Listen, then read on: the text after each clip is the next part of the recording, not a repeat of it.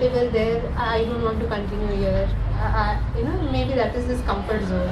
So I need to talk to Aditi. Like, can you handle it? Because I have come from background where I find struggles and challenges makes you more like I know what I can do. I want him to be in that term, not like easily char people sort out for you things and it's done that way. I want to be like let him find his own ways.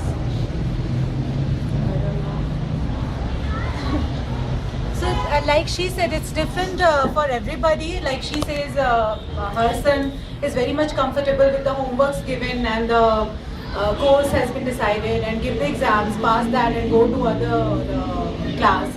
And his time is divided. This is playing time, this is learning, reading time, writing time, and he is very much comfortable. So he thinks he's not learning anything here. So with like my son is at the age of 3, he rebelled and he said that I am not doing all this homework, I'm not reading, not writing. And then accidentally we found Jinikit. So learning for everyone is different. Like her son is saying that I want that pressure, I want that performance, and my son is saying no, I don't want any of these. So it's all different. So according to the child, I think we have to go. And as he said, we have to be patient. I come to Ginny Kids and participate in the discussion for myself, not for my son. That I have to remind myself and believe in your son. He will learn, he will learn. And every day, every moment I have to convince to myself, he will learn, he will learn. One day he will learn.